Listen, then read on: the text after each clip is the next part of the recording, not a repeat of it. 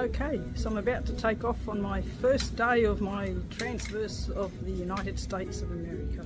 So I'm still at the hostel. You can see the flag on my bike at the back, and I'll show you my bike. The bike is now heavier than it's ever been in its lifetime, because crossing the mountains, I'm not sure what foods are available where. For the desert I've got extra things. I've got an extra big water carrier bag and a few other bits and bobs like that, which I've never carried before.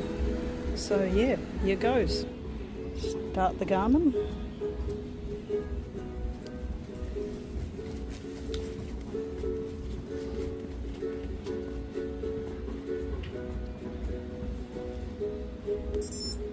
And we're off. And this is the Pacific Ocean. And I know other bikers who are going to cross the country go down here onto the sand and dip their front wheel into the waves, but I'm not going to do that. I'm just going to stand here for a minute and admire those surfers coming in on those very big waves, rather than me. So I've ridden 14 kilometres or so on my first day, and I've pulled up at the first touristy site that I'm seeing on this journey. It's the first mission church that was built in California. It's the Basilica de Santiago de Alcala.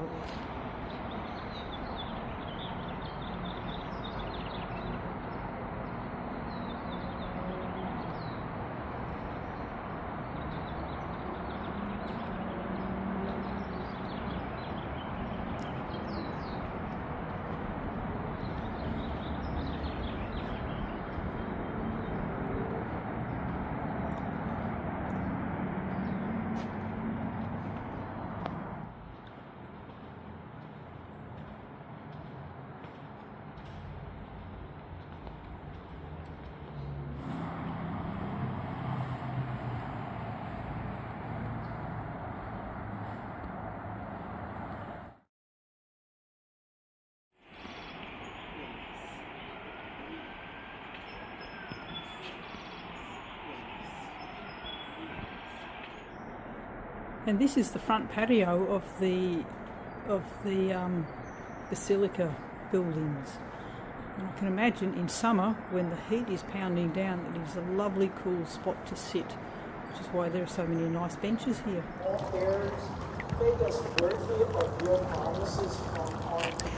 So, I'm nearly at the end of the first day of my big cycling tour across the USA.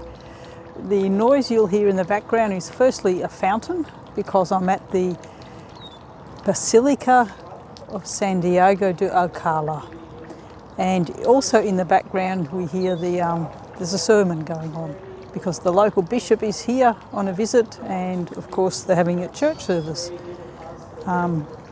This is a beautiful area, beautiful building, I must say. But anyway, I've cycled about 15 kilometres, I've got another 3 or so to go. I'm staying at a hotel tonight because I was a bit about camping on my first night, and the first campground I would have had to cycle 40 kilometres and do, I don't know, climb 300 metres or something, and I just wasn't prepared to do that on my first day. Yeah, I honestly think the first 2 or 3 days of a big cycling trip, you need to just start slowly and slowly get into it, because it's a bit daunting actually, the whole thing. And I wanted to just, for the first day, only do a very short ride and just get used to the whole rigmarole of putting stuff into the panniers, hanging the panniers back on the bike. And this time I've got the added complexities. I've got to, for security, lock everything onto the bike, and I've got 2 bike locks with me to lock the bike to some railings, and I've just got to practice using all of those sorts of things. So that's why today, the first day, is really, really short, and I'm glad that I stopped at this Basilica on the way. It's given me something to aim for and something to look at. This is the Mission Trails Regional Park. Yeah, and this sort of shows what the area looked like when the First Nations people, the Kumeyaay Indian tribe, used to live here. And I'll be going down there. Remains to be seen if I'm following that walking path or if there's going to be a bit of a road that I can follow.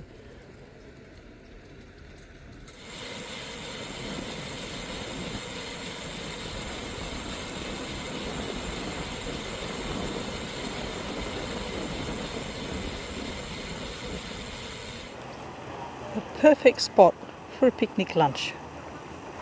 This is actually the oldest major waterworks feature in western United States, built by the mission, or built by the labour of the Indians, organised by the mission engineers. But it's lovely.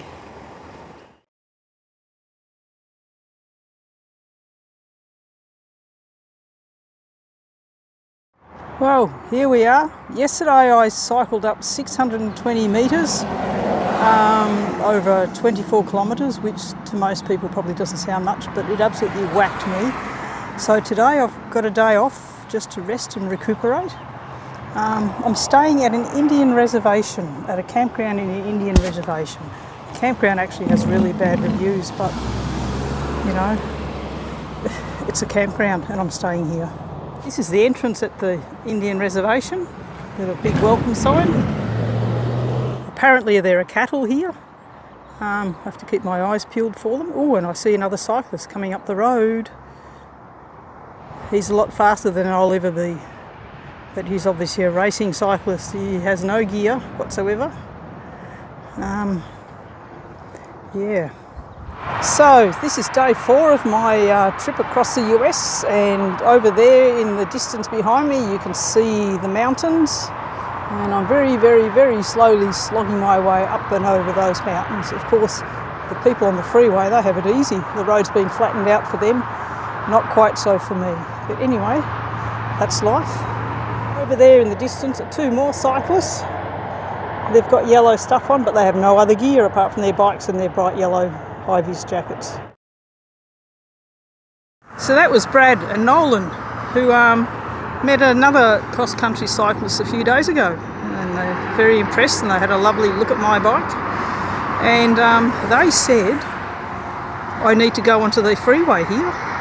Generally bikes aren't allowed, but there's a protected lane just for bikes, and when I double checked on Komoot, it shows, yeah, I go on the freeway for a couple of kilometres. So I'm looking forward to that.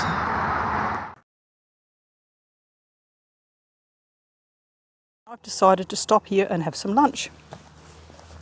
And what have I got for lunch? Well, it's not very exciting, but it's a ham sandwich, and it's huge. But I figure it's much better than carrying a whole loaf of bread and some dubious something to put on it. So I've just gone for a ham sandwich today.